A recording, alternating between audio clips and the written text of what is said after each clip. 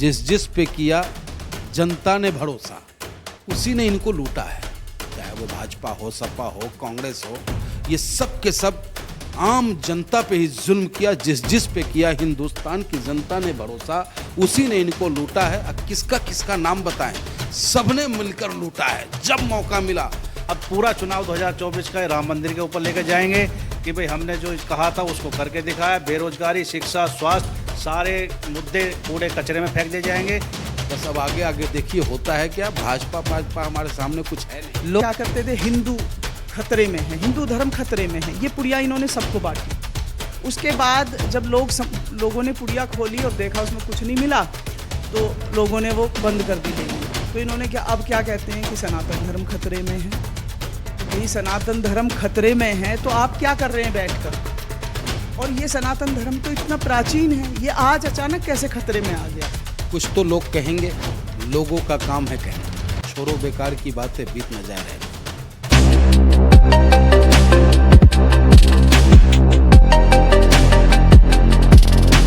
नमस्कार, आप देख रहे हैं भारत का बदलता शासन। मैं ललित चौधरी और आज के कार्यक्रम में हम जानेंगे लोकसभा 2024 का चुनाव, किसकी होगी जीत, किसकी होगी हार और जनता किसको चुनेगी, क्या होंगे मुद्दे राजनीतिक पार्टियों के।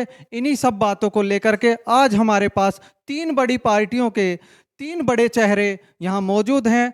जहाँ पर राष्ट्रीय लोकदल से गाजियाबाद की महानगर अध्यक्ष श्रीमती रेखा चौधरी जी हमारे बीच मौजूद हैं।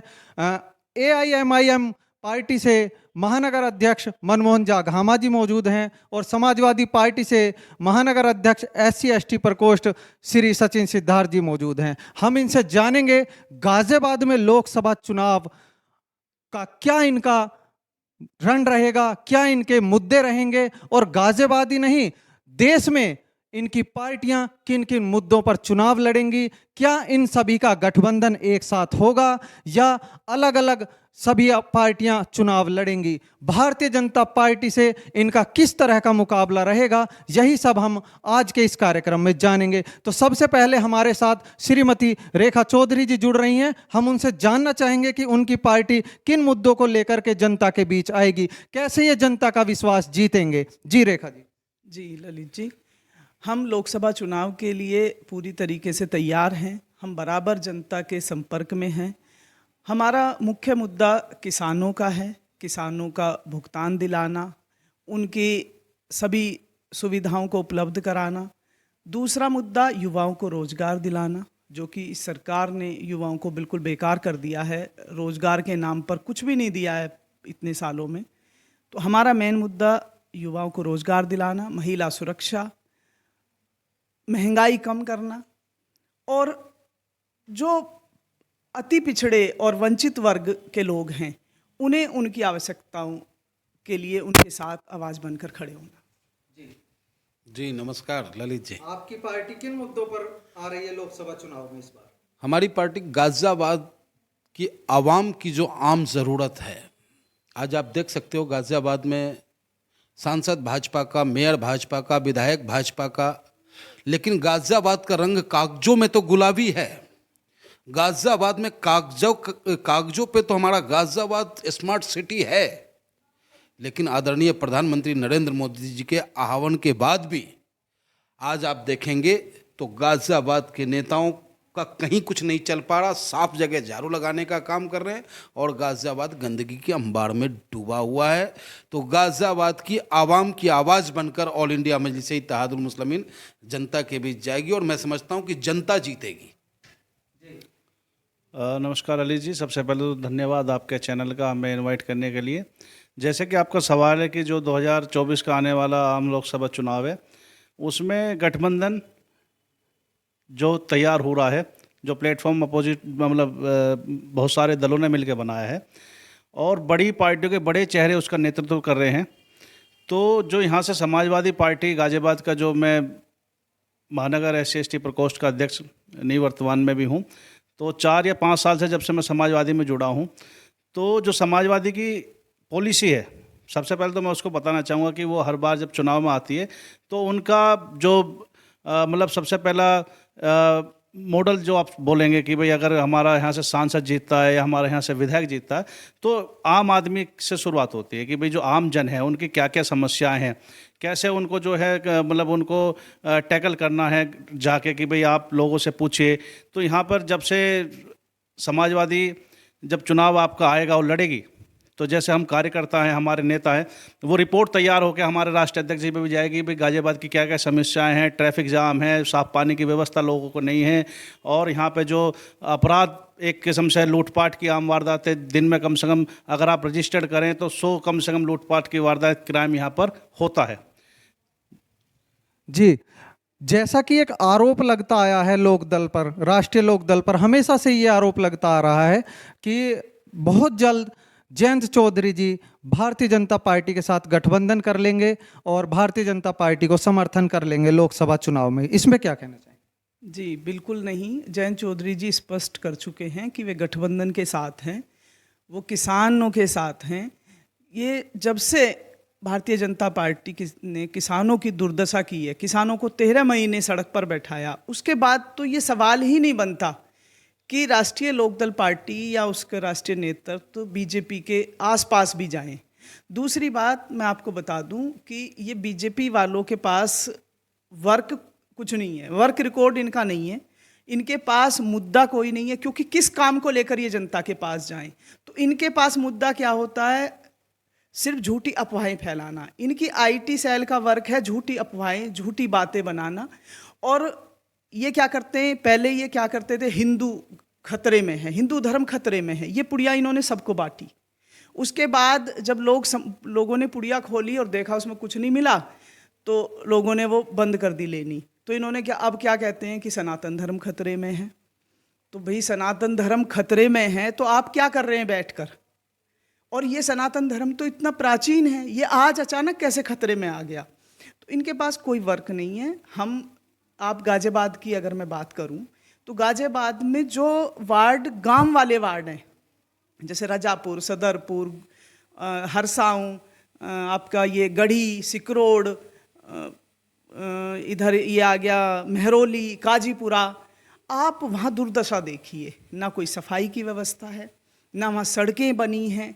सड़कें कहाँ बनी हैं? गाजियाबाद महानगर में सिर्फ कविनगर, राजनगर, शास्त्री नगर, क्योंकि वहाँ बीजेपी के बड़े लीडर रहते हैं। बड़ा सवाल यह भी है जनता का कि विपक्ष जो है, पक्ष अगर काम नहीं कर रहा है तो विपक्ष भी चुपचाप बैठा हुआ है। तो राष्ट्रीय लोकदल क्यों नहीं आवाज उठा रहा है जब इस तरह की समस्याएं हैं क्षेत्रों में? हम तो नगर निगम पर बराबर हमने प्रदर्शन करते हैं, धरना देते हैं। हम नगर आयुक्त को कितनी बार, मैंने खुद ज्ञापन दिया है नगर आयुक्त को कि भाई जो सौतेला व्यवहार इन गाँवों के साथ होता है, जो कि नगर निगम का हिस्सा है, आप उनके साथ सौतेला व्यवहार क्यों करते हैं? आप उनको भी वही सुविधाएं दीजिए जो गाजियाबाद के पोश इलाके के वार्ड को देते हैं। ये हमने ज्ञापन कितनी बार दिया। जो गांव के लोगों के किसान भी हैं महानगर में, कुछ गांव ऐसे हैं जहां खेती हो रही है, किसान हैं, उनकी समस्याएं हैं, बकाया भुगतान की समस्याएं हैं, उन्हें बिजली पानी की सुविधाएं नहीं मिल रही, उनकी बिजली के बिल अचानक इतने बढ़ा दिए। और आप देखिए टोल, जो ये सड़कों का गुणगान करते हैं कि हमने इतनी सड़कें बना दी, उस पर टोल इतना महंगा है कि आम आदमी आज सड़क के रास्ते अपने वाहन से जाना भी मुश्किल समझता है। एक बड़ा सवाल आपकी पार्टी पर उठता है कि आप भारतीय जनता पार्टी की बी पार्टी के रूप में काम करते हैं। भारतीय जनता पार्टी आपको वहां से टिकट देने के लिए जोर करती है कि जहां पर दूसरी पार्टियों को आप हरा सकें और भारतीय जनता पार्टी को फायदा पहुंचा सकें। गाजियाबाद में ऐसा क्या रहेगा कि क्या बी टीम बनकर ही भाजपा की बी टीम बनकर ही आप काम करेंगे या कुछ अलग आपका कुछ एजेंडा है इस बार? देखिए, कुछ तो लोग कहेंगे, लोगों का काम है कहना, छोड़ो बेकार की बातें, बीत न जाए रहना। जब कोई गरीब का बेटा बढ़िया कपड़ा पहनता हुआ नजर आ जाए ना, तो पड़ोसी अमीर की आंखों की किरकिरी हो जाता है। उसी तरीके से ये गठबंधन वाले जो हैं, ये अब तक गरीबों के, कमजोरों के, अल्पसंख्यकों के वोट से खुद को मजबूत किया, सत्ता प्राप्त किया। अब उन्हें ऐसा लगता है कि ऑल इंडिया मजलिस इत्तेहादुल मुस्लिमीन के फील्ड में आ जाने से गरीब लोगों का अटैचमेंट हमारी पार्टी से होने लगा है, कमज़ोर लोगों का होने लगा है। तो ये बयान घबराहट में उनका बयान है और लोग कहेंगे, लेकिन उनके कहने मात्र से हम न हटने वाले न डिगने वाले हैं। मजबूती के साथ गाजियाबाद के कमज़ोर आवाम की आवाज़ बनकर हम संघर्ष करेंगे और उनके बीच चुनाव लड़ेंगे। और आपने देखा नगर निगम चुनाव में 11 सीटों पे हम चुनाव लड़े थे, मात्र 11 सीटों में 2 सीट प्रचंड बहुमतों से हम जीते, 1 सीट 2270 वोटों से जीते, एक लगभग 1800 वोटों से जीते हम, और 5 सीट 130-140 वोटों के अंतर से हम हारे हैं। 1 सीट तो ऐसा है जो हम 50 वोटों से हारे हैं आपके कैला भट्टा पे ही। तो जनता चाह रही है, जनता बुला रही है। नगर मेयर के चुनाव में हमने जिस प्रत्याशी को लड़ाया उसके प्रचार के लिए कोई नहीं गया, नहीं हमारे प्रदेश स्तर के कोई नेता थे, ना ही राष्ट्रीय स्तर के, सिर्फ मैं था उसमें। प्रचार पूरी कमान मेरे हाथ में थी और 27,000 मतदाताओं ने ऑल इंडिया मजलिस इत्तेहादुल मुस्लिमीन के कार्यकर्ताओं पे अपना विश्वास जताया है।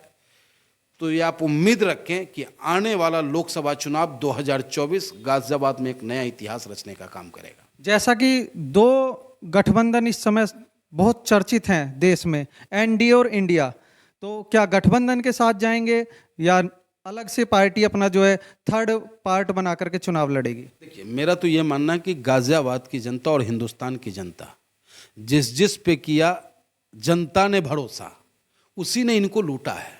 चाहे वो भाजपा हो, सपा हो, कांग्रेस हो, ये सब के सब आम जनता पे ही जुल्म किया। जिस पे किया हिंदुस्तान की जनता ने भरोसा, उसी ने इनको लूटा है। अब किसका किसका नाम बताएं, सबने मिलकर लूटा है। जब मौका मिला कोई रिवर फ्रंट घोटाला कर लेता है, कोई एक्सप्रेसवे घोटाला कर देता है, आज आप देखो वर्दी घोटाला हो जाता है, इधर देखो आप मिड डे मील का घोटाला हो जाता है। इस किसका किसका नाम बताएं? तो ये लोगों बड़ा सवाल यह है आपसे, मुस्लिम वर्ग कहता है कि भारतीय जनता पार्टी केवल हिंदू वर्ग के लिए काम करती है। आपकी पार्टी को मुस्लिम पार्टी कहा जाता है, मुस्लिमों के लिए आप ज़्यादा काम करते हैं। तो मुस्लिम क्षेत्रों में, हमारे गाजियाबाद में मुस्लिम क्षेत्र काफ़ी हैं, उनमें अभी तक विकास के लिए आपने क्या धरना प्रदर्शन किए, क्या आपने आवाज़ें उठाई उनके लिए? आपके प्रत्याशी भी यहाँ से 2 पार्षद बन चुके हैं, तो उन्होंने क्या क्या कार्य किए उनके? देखिए, हम ऑल इंडिया मजलिस इत्तेहादुल मुस्लिमीन के कार्यकर्ता जो हैं निरंतर जनता के बीच हैं। उनकी आम समस्याओं को लेकर के संबंधित अधिकारियों तक हम जाने का कार्य करते हैं और हर संभव प्रयास करते हैं कि उनको राहत मिले। लेकिन उन्हें भी पता है कि हमारे हाथ अभी कुछ है नहीं। कहते हैं कि भगवान ने गंजे को नाखून नहीं दिया तो खुजला खुजला के नाखून निकाल देता। तो हम कार्यकर्ता वो हैं कि बगैर नाखून के ही जनता को राहत देने का काम कर रहे हैं। आज आने वाले समय में जब जनता ताकत देगी और बेहतर तरीके से उनका सेवा करेंगे। सेवक चुने, मैं निवेदन करूंगा गाजियाबाद की जनता से कि वो सेवक चुने, बाहुबली नहीं चुने, सेवक चुने, वो धनाढ्य नहीं चुने। अब शिक्षा माफिया ही अगर आपका नेता बन जाए तो आप उम्मीद करेंगे कि शिक्षा बेहतर मिलेगा, शिक्षा सस्ती मिलेगी। शहर की जनता ने पहले भी समाजवादी पार्टी को कई बार मौका दिया। मुख्यमंत्री रहे अखिलेश यादव जी उत्तर प्रदेश का वो विकास नहीं हो पाया जो उनसे उम्मीद की जा रही थी। कई लोग आरोप लगाते हैं, विपक्ष यह आरोप लगाता है कि अखिलेश यादव के समय पर यूपी में गुंडा राज था और जब से योगी जी आए हैं उन्होंने गुंडों पर बुलडोजर चलवा दिए हैं। इस पर क्या कहेंगे? देखिए, जो लोग कहते हैं कि सपा समाजवादी पार्टी की सरकार में गुंडागर्दी थी, विकास नहीं हुआ था, तो मैं उन लोगों से कहना चाहूँगा कि या तो आप जो है इस तरह का कोई चश्मा बनवाइए जो आपको विकास दिखाई दे, क्योंकि उनकी जो नज़रिया है देखने का, अब आप यकीन नहीं करेंगे, जो वैशाली आपके यहाँ से नए बस अड्डे तक का मेट्रो का रूट है, वो जहाँ तक अखिलेश यादव जी उसको खींच के लाए थे, उससे 1 इंच भी आपकी जो ना मेट्रो की जो लाइन बढ़ी नहीं है। और दूसरा जो कार्यकाल है योगी जी का, वो लग चुका, शुरू हो गया, उसको भी शायद 1.5 साल हो जाएंगे थोड़े दिन बाद। एलिवेटेड रोड है राजनगर एक्सटेंशन में, आप देखेंगे कितनी हाई राइजिंग सोसाइटी में कितने लोग हैं जो दिल्ली नोएडा रोज़ाना ट्रेवल कर रहे हैं। उनके लिए एक ऐसा मतलब सपना साकार हो गया कि भाई जो हम ट्रैफिक हमें 1-1 घंटा लगता था, वो आज हम कम से कम आके अपने बच्चों के साथ स्पेंड कर रहे हैं। 10 मिनट में आप एलिवेटेड से दिल्ली नोएडा जा सकते हैं। समाजवादी पार्टी के बहुत सारे कार्यकर्ता हैं। समाजवादी पार्टी की तरफ जनता भी इस नज़रिए से देखती है कि उनको जो है अगर पक्ष जो भारतीय जनता पार्टी है अगर वह कार्य नहीं कर रही है तो समाजवादी पार्टी कार्यकर्ताओं के पास पहुंचते हैं लोग अपने समस्याओं को लेकर के। लेकिन देखा जा रहा है कि पिछले कुछ समय से सपा भी बिल्कुल चुप्पी साधे बैठी है, ना तो किसी तरह का धरना प्रदर्शन, ना ही किसी तरह की उनकी जो डिमांड सामने आ रही है, ना ही किसी तरह की डीएम से किसी तरह की कोई जनता के लिए उनका जो है कोई भी एप्लीकेशन वगैरह, ज्ञापन वगैरह नहीं दिया जा रहा है। इसका क्या कारण है? पिछले काफ़ी दिनों से एकदम से शांति सी छाई हुई है। देखिए, समाजवादी पार्टी जो है ना, उसमें आप एक निडर कार्यकर्ता के रूप में लोग कार्य करते हैं, और ऐसा नहीं है धरने प्रदर्शन नहीं हुए हैं। अभी हाल ही में जो वीरेंद्र यादव है हमारे महानगर के अध्यक्ष हैं, उनके नेतृत्व में बहुत बड़ा जो धरना प्रदर्शन अभी आयोजित हुआ मुख्यालय पे, और डीएम को माध्यम से योगी जी को, राष्ट्रपति, बहुत जगह ज्ञापन उन्होंने जो ना भेजे हैं कि जो शहर में समस्याएं हैं उसको लेकर। नगर आयुक्त हैं या मेयर हैं, उनसे भी और उनके मतलब बातचीत होती रहती है कि भाई अगर यहाँ ये लोगों को समस्या आ रही है तो उसका क्या निवारण है।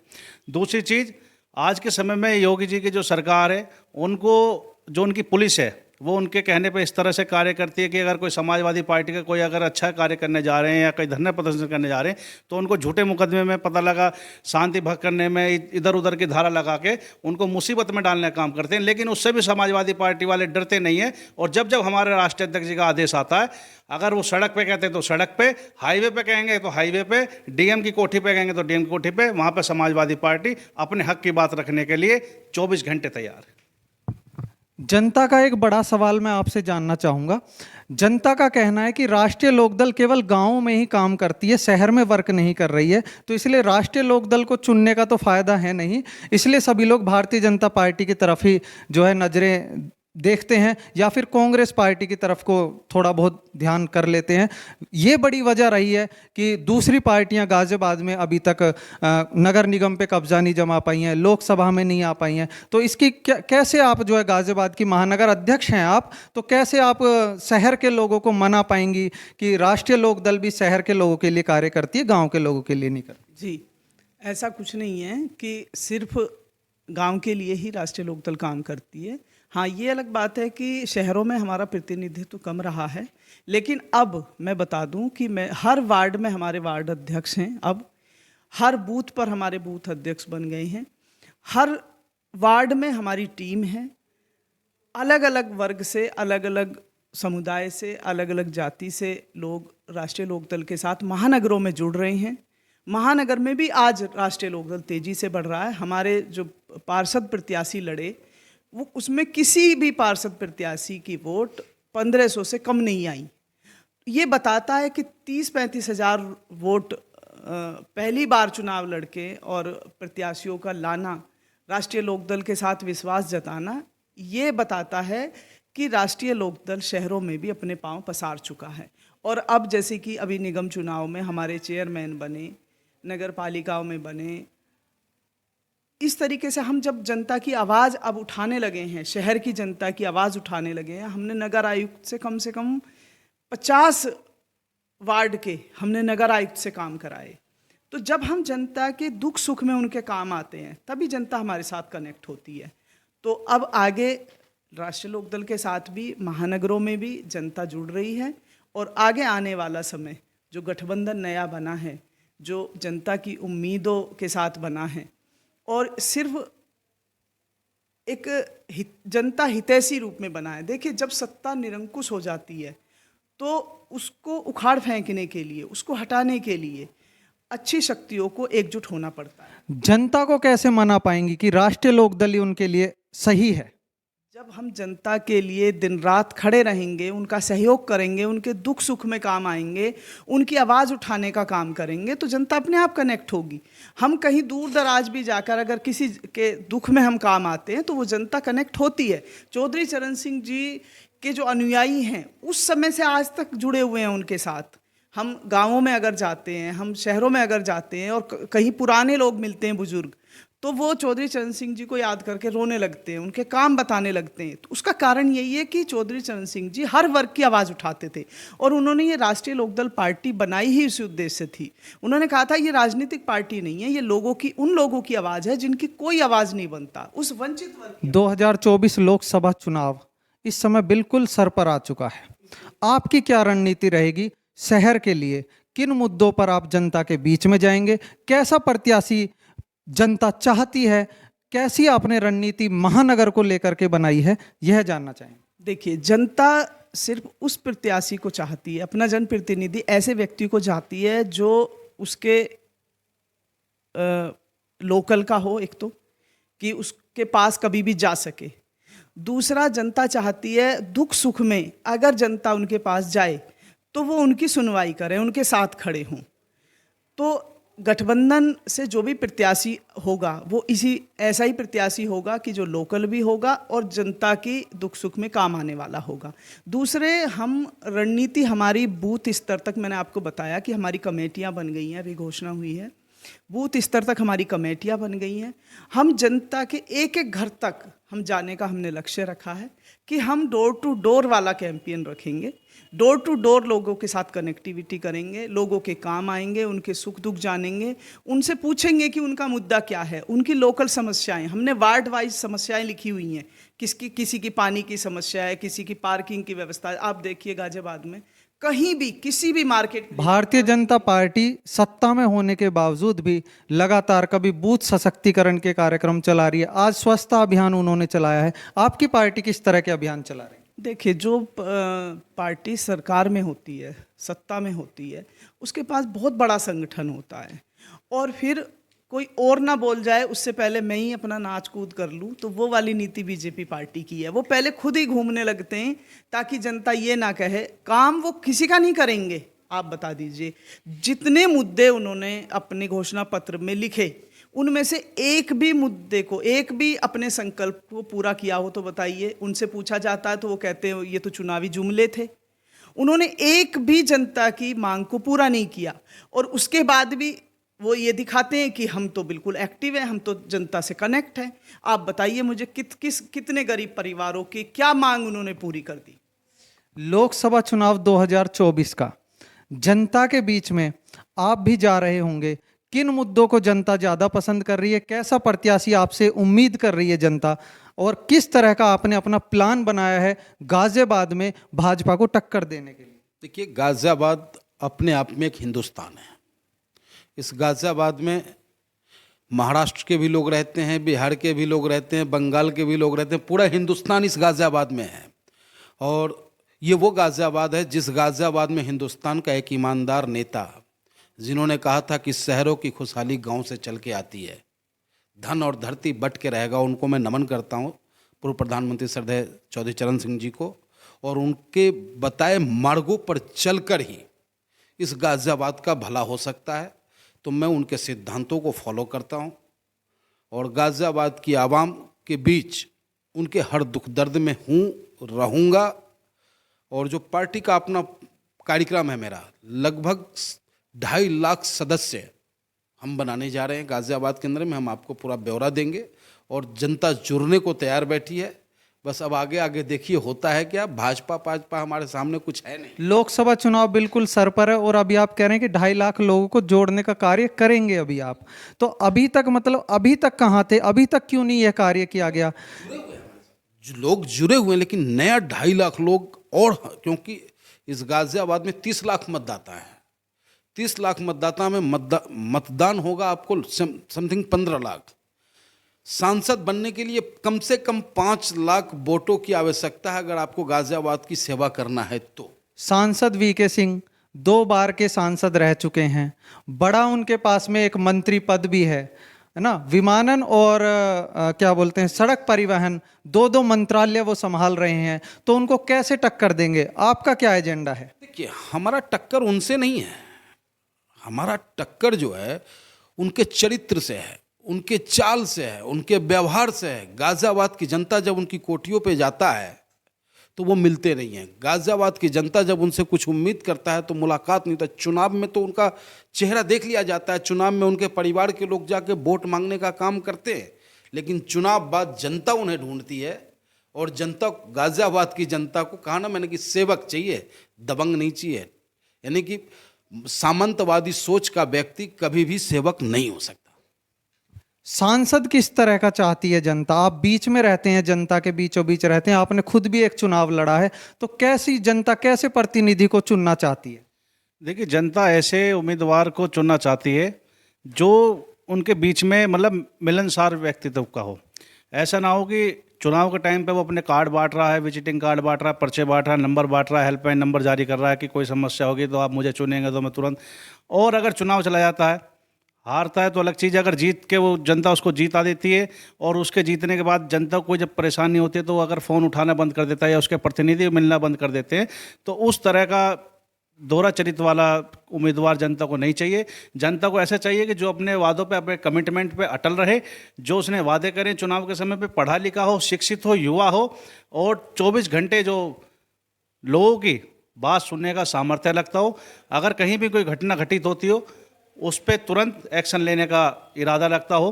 किसी के साथ कोई गलत व्यवहार हो रहा है या कोई किसी चीज़ का जो है कहीं किस दबंग लोग किसी की ज़मीन पर कब्जा कर रहे हैं। आप महानगर अध्यक्ष हैं निवर्तमान, तो अभी आपने क्या रणनीति अपनी तैयार की है कि हम इस तरीके से टक्कर दे सकते हैं भारतीय जनता पार्टी को, या क्या आपने अभी तक जो है जनता के बीच में अपने मुद्दे रखे हैं कि हम इन मुद्दों को लेकर के आ रहे हैं, या आप दूसरी पार्टियों से भी गठबंधन करेंगे तो उसके बाद भी आपकी क्या रणनीति रहेगी कि आप किस तरीके से जनता को मना पाएंगे? हमारी जो पॉलिसी है, जो हाल में भी राष्ट्रीय अध्यक्ष जी के अनुसार चल रही है, वो बूथ मैनेजमेंट पे ज़्यादा फोकस चल रहा है। क्योंकि एक चुनावी प्रचार, भीड़ जुटना और जुटाना एक अलग चीज़ हो गया, लेकिन उस भीड़ को वोट में कैसे डाइवर्ट करना, कैसे कन्वर्ट करना है, मतदाता को बूथ तक कैसे लेकर आना है वोट डालने के लिए, क्या उनको कन्विंस करना है, क्या उनको मैसेज देना है, उस पर ज़्यादा हमारी पार्टी अभी फोकस कर रही है। क्योंकि बूथ पे अगर वोटर नहीं पहुंच पाएगा तो ना तो रैलियों का फ़ायदा है, ना जन जो सभाएं होती हैं उसका फ़ायदा है। नगर पालिका चुनाव में जनता को एक भारी समस्या का सामना करना पड़ा, वो था वोटर लिस्ट में नाम का। ये बहुत बड़ी मिसअंडरस्टैंडिंग लोगों के बीच में जो है आई थी जब चुनाव आ गया। क्योंकि जो शासन ने लिस्ट अपडेट करी या नहीं हो पाई, उसमें बहुत पुराने ऐसे वोटर थे जिनके नाम कट चुके थे। किस कारण से काटे गए हैं, या ऐसा भी है कि भाई पता लगा इस वर्ग में या इस क्षेत्र में इस पार्टी के वोट बैंक ज़्यादा है तो वहाँ से पूरी की पूरी लिस्ट ही गायब कर गई है। ये समस्या हमने खुद भी अपने चुनाव में देखी है। इस तरह का भी खेल जो ना षड्यंत्र रचा जाता है कि जो पार्टियां हैं, जो सत्ता दल वाली पार्टी है, वो साम दाम दंड भेद हर कुछ प्रयोग करती है कि अपना वर्चस्व कायम रखने के लिए जो दूसरी पार्टियों के लोग हैं उनको कैसे पीछे छोड़ना, वो सारे हथकंडे उनके अपनाए जाते हैं। जी, आखिरी सवाल आपसे करना चाहूँगा, राष्ट्रीय लोकदल का जो अभी एजेंडा है वो किसानों के प्रति, युवाओं के प्रति और महिलाओं के प्रति क्या है? देखिए, किसानों की आवाज़ तो लोकदल पार्टी हमेशा से उठाती रही है और वही किसानों की आवाज़ बनती है। तो किसानों के बकाया भुगतान, जो उनके भुगतान का ब्याज तक ये सरकार दे नहीं पाई, जो वायदा किया था कि 14 दिन में हम भुगतान करेंगे, 14 दिन में नहीं कर पाए तो ब्याज सहित भुगतान करेंगे, तो ब्याज तो छोड़ो, मूल भी नहीं दे पाई उनका, और ब्याज पूरा बकाया है। उसे दिलाने के लिए हम बार बार हर स्तर पर हमने धरने प्रदर्शन किए हैं। और अभी पीछे हमने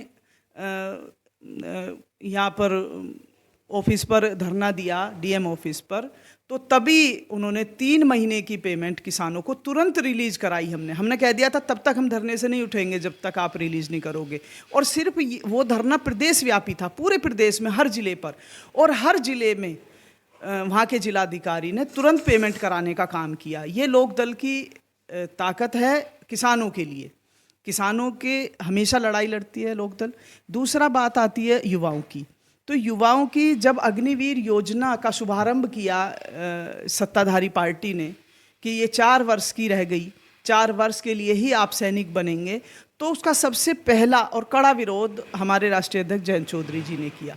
सिर्फ वो सड़क पर ही नहीं आए, उन्होंने हर जिले में बाकायदा गांव-गांव जाकर मीटिंग की, युवाओं को कहा कि क्या आप इससे संतुष्ट हैं। युवाओं में ज़बरदस्त आक्रोश था, युवाओं में बड़ा गुस्सा था, निराशा थी कि हम 4 साल बाद हम किस स्तर पर रह जाएंगे, ना हम रोजगार वाले रहेंगे ना बेरोजगार रहेंगे, अपने घर आकर बैठेंगे, डिप्रेशन का शिकार होंगे। बड़ी परेशान थे युवा।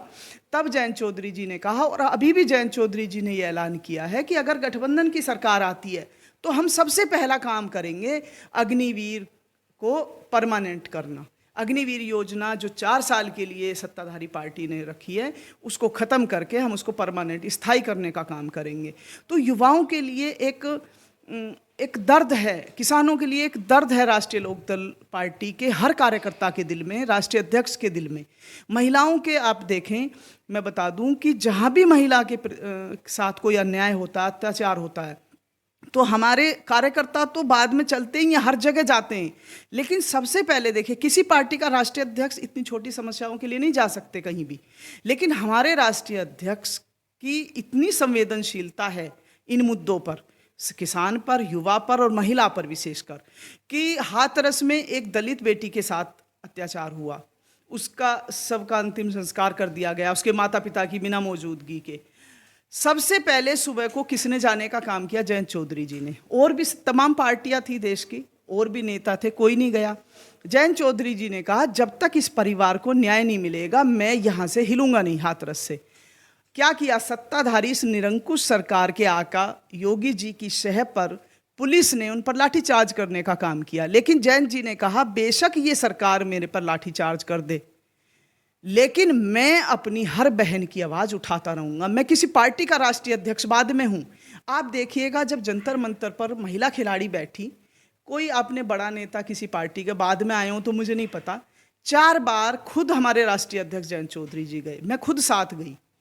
उन्होंने वहाँ जाकर उन महिला खिलाड़ियों को ढाढ़स बंधाया, उनको आश्वस्त किया कि राष्ट्रीय लोकदल परिवार, राष्ट्रीय लोकदल पार्टी का एक एक कार्यकर्ता आपके साथ खड़ा है। और हमारे कार्यकर्ता, कम से कम 200 कार्यकर्ता तो जयंत जी ने दिन रात वहाँ लगा दिए थे कि इन बहनों पर कोई परेशानी ना आ जाए। गठबंधन की बात करें तो राष्ट्रीय लोकदल को गठबंधन में कितने % सीटें मिल रही हैं और राष्ट्रीय लोकदल कहाँ स्टैंड कर रहा है अपने आप को? देखिए, जो ये गठबंधन बना है ये मुद्दों पर बना है, विचारों पर बना है।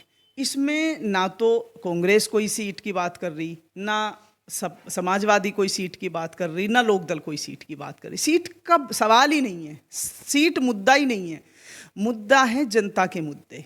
इस जनता को कैसे इस महंगाई की मार से बचाया जाए, इस जनता को कैसे रोजगार दिया जाए, जनता को, किसान को कैसे खुशहाल बनाया जाए, युवाओं को कैसे रोजगार दिया जाए, महिलाओं को कैसे सुरक्षा दी जाए, ये मुद्दे हैं गठबंधन के। जनता का बड़ा सवाल यह भी है, प्रधानमंत्री का चेहरा कौन होगा आपकी तरफ से गठबंधन की? देखिए, ये गठबंधन के बड़े लीडर्स का काम है। लेकिन मैं आपको बता दूं, इस बार जो गठबंधन बना है इंडिया, ये इतना मजबूत बना है कि इसमें ना तो कोई प्रधानमंत्री की बात कर रहा, ना सीट की बात कर रहा।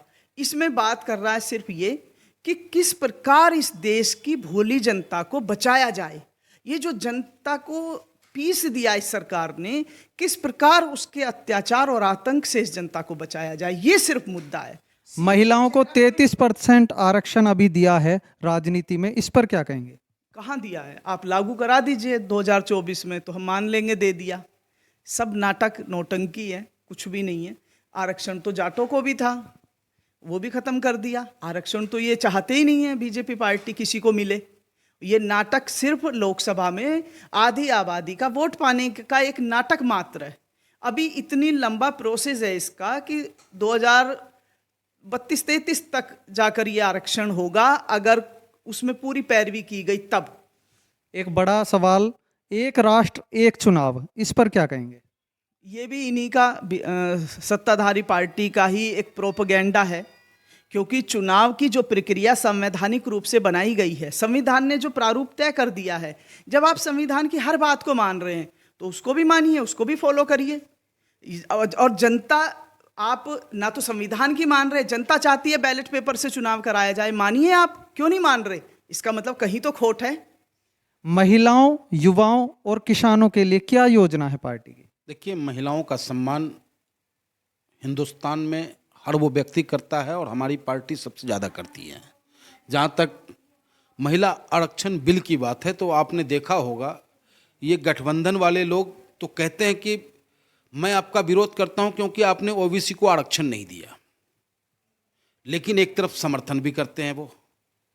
लेकिन आंखों में आंखें डालकर 454 सांसद एक तरफ और 2 शेर एक तरफ, आंखों में आंखें डाल के बोला कि मैं इस बिल का विरोध करता हूं क्योंकि ये बिल ओबीसी को नहीं दे रहा आरक्षण, ये बिल मुस्लिम महिलाओं को नहीं दे रहा आरक्षण, इसलिए ऑल इंडिया मजलिस इत्तेहादुल मुस्लिमीन इसका विरोध करता है। तो आप देखो, कहना और करना उसमें बड़ा ठीक है, हमें पता है कि मैं हारूंगा, 2 ही सीट है, हम 2 ही वोट थी हमारी, लेकिन इतिहास के सुनहरे अक्षरों में ये लिखा जाएगा कि जब महिला आरक्षण की बात हो रही थी, ओबीसी महिलाओं, पिछड़े वर्ग की माँ बहनों का हक मारा जा रहा था, उस वक्त में ये गठबंधन वाले भी और भाजपा वाले भी एक हो गए और एक ही नेता रहा बैरिस्टर असदुद्दीन ओवैसी, जो कहा कि नहीं, इसमें पिछड़ों का हक मारा जा रहा है, मुस्लिमों का हक मारा जा रहा है, और वो लड़ा बेटा। तो अगर महाभारत में अर्जुन को याद किया जाएगा तो कर्ण के बगैर महाभारत नहीं है। आपकी पार्टी को केवल एक धर्म विशेष की पार्टी बताया जाता है, तो मैं ये जानना चाहूंगा कि जनता को इसका क्या लाभ होगा? नहीं, देखिए, धर्म विशेष मत कहिए आप। अगर हम धार्मिक संस्था होती हमारी तो चुनाव आयोग हमें चुनाव लड़ने का परमिशन नहीं देता। जैसे आरएसएस है, राष्ट्रीय स्वयंसेवक संघ है, ऑल इंडिया मजलिस इत्तेहादुल मुस्लिमीन का मतलब हुआ कि भारतीय मुस्लिम संघ, भारतीय मुस्लिम संघ, हर आदमी। आरएसएस तो पार्टी नहीं है, वह तो एक संगठन है। संगठन है, लेकिन ये भारतीय मुस्लिम संघ नाम से अगर पार्टी बनी तो इस संविधान के दायरे में बनी है।